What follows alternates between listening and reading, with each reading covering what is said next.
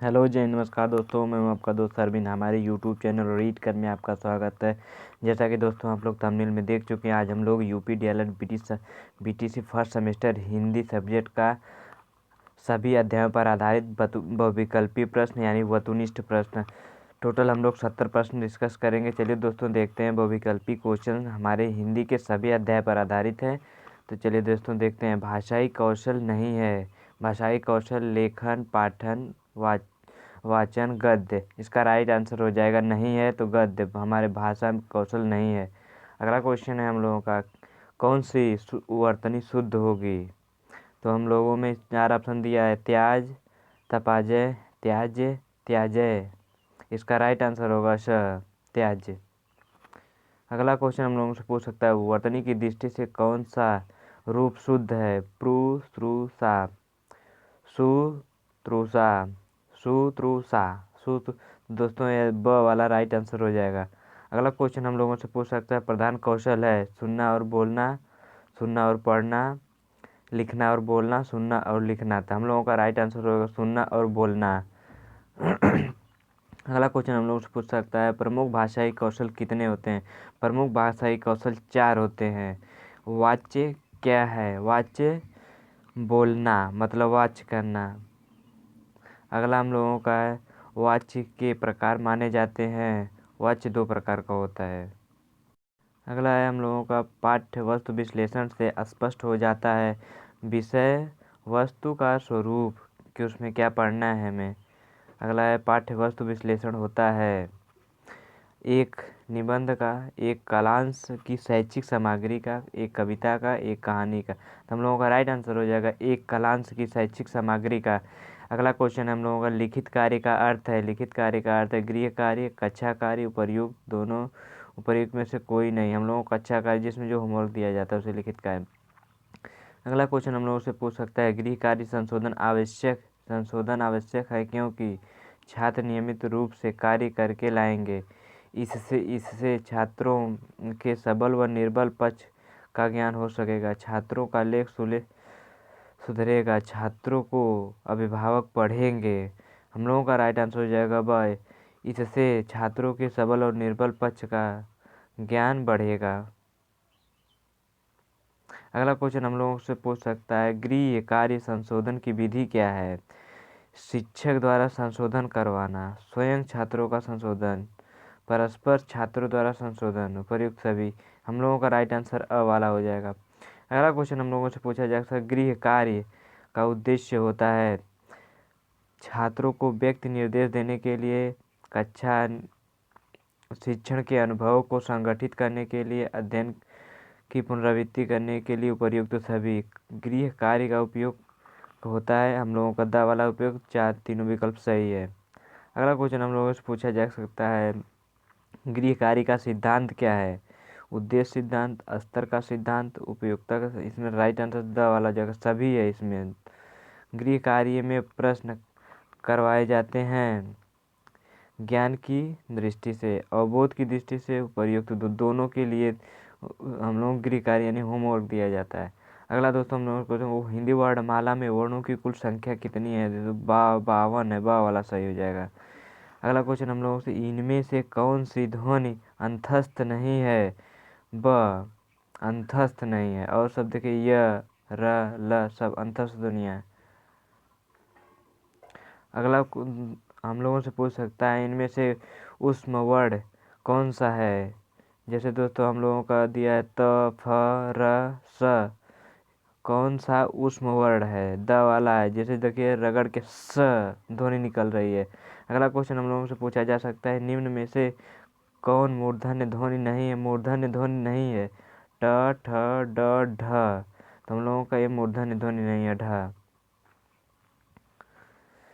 ध्वनि का उच्चारण स्थान के आधार पर होता है।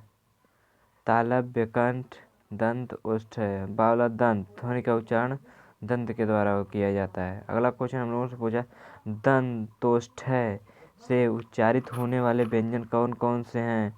प और फ व्यंजन पूछा है दोस्तों। प और फ हम लोगों से दंतोष्ठ के द्वारा बोला जाता है। अगला हम लोगों को क्वेश्चन पूछ सकता है, अगला क्वेश्चन हम लोगों का है, निम्न में से किस वर्णों का उच्चारण स्थान कंठ से नहीं है? कंठ नहीं है, जैसे क, ख, ग, ढ, ए वाला द वाला दोस्तों नहीं है। निम्न में कौन संयुक्त वर्ण नहीं है? द वाला, री, राइट आंसर हो जाएगा हम लोगों का। अगला क्वेश्चन हम लोगों का, निम्न में से कौन सा सही है? ड, ढ को वर्णमाला के स्थान प्राप्त हैं। पहला तथा तीसरा वर्ण महाप्राण है। च, छ, ज, झ स्पर्श संघर्षी है। यह र, ल, व ऊष्म वर्ण है। तो हम लोगों का च, छ एक स्पर्श में च, छ जैसे आवाज रगड़ खाते हुए निकल रही। निम्नलिखित में से कौन सही शब्द है? परीक्षा, परीक्षा, परीक्षा, परीक्षा। हम लोगों का बा वाला राइट आंसर हो जाएगा, जैसे हम लोगों के क्वेश्चन पेपर में ऊपर लिखा रहता है। निम्न में से कौन सही शब्द है? पुरुष, पुरुष, पुरुष, पुरुष। बा वाला हम लोगों का राइट आंसर है। अगला दोस्तों हम लोग देखते हैं हम लोग किस टाइप से क्वेश्चन पूछा जा सकता है। तो जैसे हम लोगों को दिया है, क धन ए से निर्मित शब्द क्या है? के। बा वाला राइट आंसर हो जाएगा। ग और ऊ से निर्मित रूप है गु। बा वाला। अगला क्वेश्चन हम लोगों से पूछा जा सकता है, निम्न में से कौन सत्य है? स्वर का उच्चारण स्वतंत्र रूप से होता है। राइट आंसर हो जाएगा हम लोगों का। व्यंजन हमेशा स्वतंत्र रूप से उच्चारित किए, गलत है। अनुस्वार व विसर्ग उपयुक्त नहीं होते।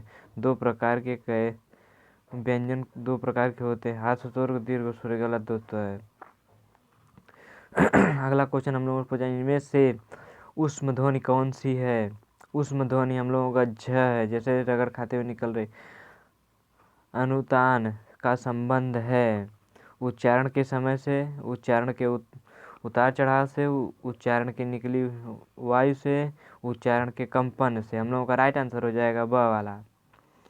निम्न में से कौन सा सही है? अगला क्वेश्चन है हम लोगों का, तो अल्प प्राण में मुख की वायु, मुख से वायु की कम मात्रा निकलती है अल्प प्राण में। ये बात सही है दोस्तों। महाप्राण के मुख से वायु की कम मात्रा निकलती है। अल्प प्राण की खास स्वर पर बल पड़ता है। महाप्राण के शब्द के प्रथम स्वर पर बल पड़ता है। हम लोगों का राइट आंसर अ वाला हो जाएगा। अगला क्वेश्चन है हम लोगों का, निम्न में से कौन महाप्राण नहीं है? द वाला, प वाला, प महाप्राण नहीं है। जैसे पहले अल्पप्राण, फिर महाप्राण, फिर अल्पप्राण, फिर महाप्राण। जैसे क, ख, ग, घ इस तरह होता है। अगला है दोस्तों हम लोगों से पूछ सकता है, निम्न में से कौन एक अल्पप्राण ध्वनि है? अ वाला, क। जिसे बताएं दोस्तों, क, ख, अल्पप्राण, महाप्राण, ख ऐसे करके होता है दोस्तों। अगला क्वेश्चन हम लोगों से पूछा जा सकता है, निम्न में से किस शब्द की वर्तनी शुद्ध है? तो हम लोगों का आगामी, आगामी, आगामी, आगामी, आगामी। तो हम लोगों का सही हो जाएगा आगामी। अगला क्वेश्चन हम लोगों से किस टाइप से, निम्नलिखित में से कौन सा शुद्ध है? आक्रामक, आक्रामक, आक्रामक, आक्रामक। दो आक्रामक हो जाएगा हम लोगों का राइट आंसर ब वाला। अगला क्वेश्चन है हम लोगों का, निम्न में से किस युग्म को अर्ध स्वर कहा जाता है? य और व, त और फ, य और र, ग और घ। य और व को हम लोग अर्ध स्वर कह सकते हैं। राइट आंसर अ वाला हो जाएगा। कौन सा वर्ण ओष्ठ नहीं है? जो ओठों के सहारा से न बोला जाए वह ओष्ठ नहीं कहलाता है। जैसे न, न नाक से अनुनासिक ध्वनि है। ब वाला राइट आंसर। निम्न में से कौन असत्य है? त ओष्ठ व्यंजन है, स ऊष्म व्यंजन है, फ ओष्ठ व्यंजन है और व्यंजन है, छ संयुक्त व्यंजन है। तो हम लोगों का राइट आंसर होगा त ओष्ठ व्यंजन, त। अगला हम लोगों का क्वेश्चन, च वर्ग। तालव्य को च वर्ग कहा जाता है। अगला क्वेश्चन है हम लोगों से क्या पूछ सकता है, निम्न में कौन पार्श्विक वर्ण नहीं है? तो हम लोगों का यद दिया है, र दिया है, ल दिया है, द दिया है। तो हम लोगों का राइट आंसर होगा ल। ल पार्श्विक वर्ण नहीं है। निम्नलिखित में से कौन उच्चाप्त व्यंजन है? तो हम लोगों का इसका राइट आंसर हो जाएगा ब वाला, ढ और ढ। ज्ञ को वर्णमाला में माना जाता है संयुक्त व्यंजन।